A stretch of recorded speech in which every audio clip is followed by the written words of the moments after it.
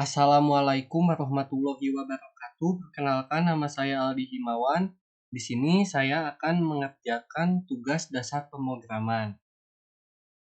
Nah, langsung saja ke soalnya. Di sini ada 4 soal ya. Nanti saya akan menjelaskan tiap soalnya di video selanjutnya. Di sini saya akan mengerjakan soal nomor 1 terlebih dahulu. Di soal nomor 1 ini kita disuruh membuat program bahasa C untuk mencetak deret angka berikut ini, yaitu 10 sampai 100 dengan tiap kenaikan deretnya itu plus 10 atau ditambah 10. Di sini saya akan menggunakan pengulangan for. Nah, kita langsung saja membuat programnya. Pertama-tama, seperti biasa, kita mendeklarasikan variabel terlebih dahulu, yaitu integer. Kita akan mengasih nama variabelnya itu dengan i. Kemudian kita langsung masuk ke bentuk pengulangannya. Bentuk pengulangannya sendiri itu sama seperti if, kemudian kurung buka kurung tutup, kurawal buka kurawal tutup. Yang membedakannya itu di dalam kurung buka kurung tutupnya ini ada 3. Kalau if hanya kondisi saja, sedangkan for itu ada inisialisasi, ada kondisi, kemudian ada perubahan kondisi.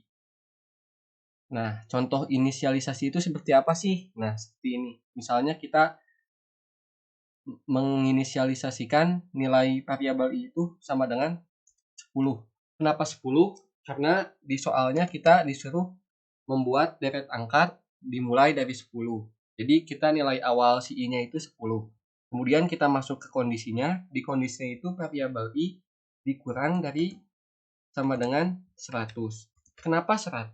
Karena di deret angka terakhir di soal nomor 1 itu 100. Jadi kita hanya membutuhkan sampai angka 100. Nah, kemudian di perubahan kondisinya itu, karena di soalnya setiap kenaikan deretnya itu plus 10, maka kita bisa menuliskan i plus sama dengan 10. Nah, ini tuh bentuk dari increment ya. Bisa penulisannya seperti ini, bisa juga i sama dengan i plus 10. Nah, di sini saya akan menggunakan penulisan yang simpel saja, yaitu i sama dengan plus 10. Nah, seperti ini. I plus sama dengan 10. Nah, kemudian apa yang akan kita lakukan? Ini sama seperti if bentuknya. Jadi di kurawal buka kurawal tutup ini, apa yang akan kita lakukan jika jika variabel i memenuhi kondisi. Nah, di sini kita disuruh mencetak deret angka, yaitu printf, biasa, kemudian persen d, kemudian menginisialisasikan variabelnya. Nah, di koma. Kita jalankan programnya.